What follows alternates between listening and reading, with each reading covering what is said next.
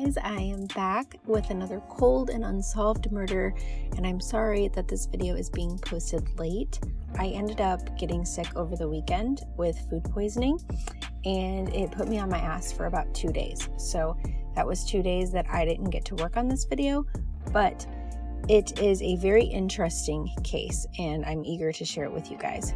This episode is a part of the Unzipped series, where we take a look at cases where the body has been discovered, but the killer has not. And I'm going to be talking about a 16-year-old girl who went missing on August 23rd, 2012. She was found murdered the very next day, just yards away from her apartment complex. Now, despite lacking substantial evidence, the police say that they know who her killer is, yet 0 arrests have been made. This is the tragic story of Hannah Truelove.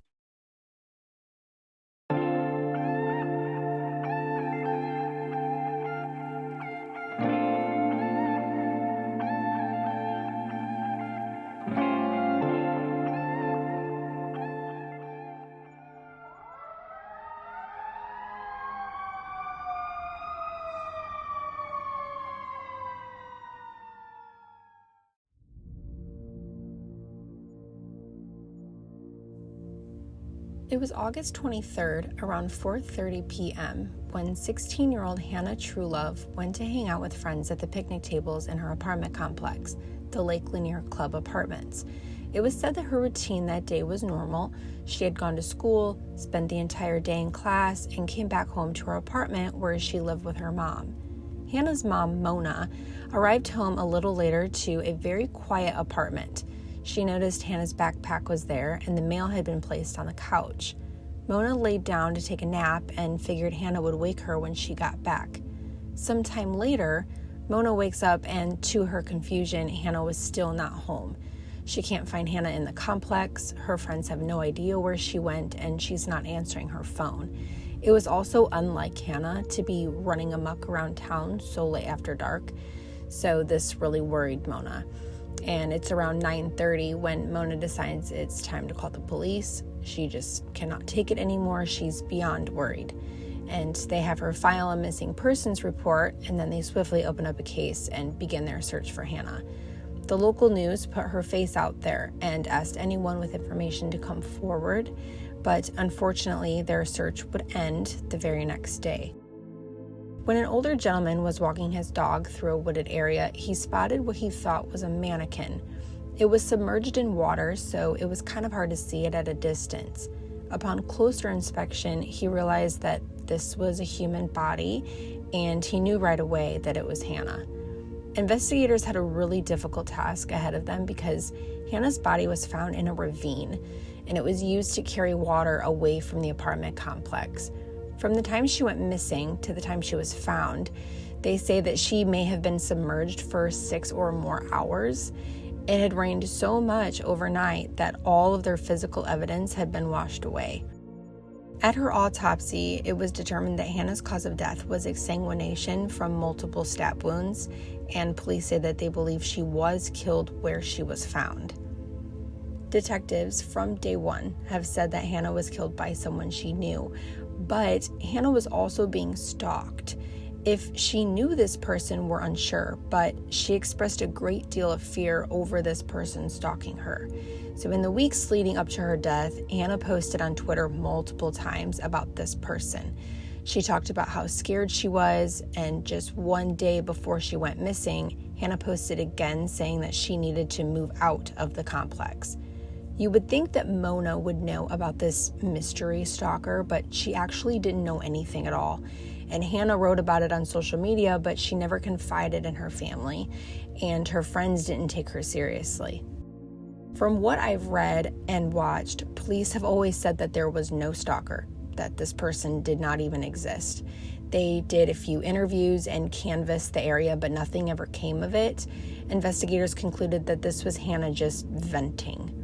In a statement made by the Hall County Sheriff's Office, they say they've known who killed Hannah from the very beginning of the investigation. They're confident that this unknown person did it, but they lack physical evidence to convict him. And in my research, I found that some of the locals to Gainesville are saying that they know who killed Hannah. and that this case has gone unsolved because the killer has ties with law enforcement. Now, we don't know this 100% to be true, but it definitely caught my attention. And they say that this person also knows Hannah personally, that he wanted a relationship with her, but that she didn't want any part of it. Multiple people did mention this person's name, but I'm going to blur it out and just know that you can find it many times very easily. It's also noted that Hannah's body was found just past the county line. This line passes through the woods near the complex, and she was found just on the other side of it. This would definitely change the course for the investigation, as the local police didn't have jurisdiction, and the case was handed over to Hall County, which would make a lot of sense if the killer had a law enforcement background, or it's just a really wild coincidence.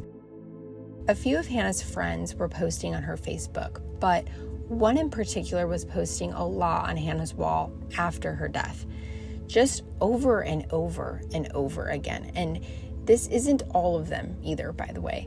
She would post like 2 or 3 times a week sometimes, just very randomly, to talk about how much she missed and loved her and to share different memories. Locals from Hannah's class say that Hannah and this girl had an up and down relationship, and I thought it was interesting that this certain friend barely posted anything on Hannah's Facebook wall before her death, only after. So when I was scrolling through Hannah's Facebook, I couldn't find a single post from this girl on Hannah's wall before her death. It was kind of weird to me. Someone else on Reddit mentioned how Hannah's dad had described what he saw at the morgue, and he said that Hannah had what looked like scratch marks on her face, like she had been in a fight with a female. Now, unfortunately, that is everything that I have found related to this case. Anything else that I found I didn't feel was necessary or truthful or solid or even worth mentioning.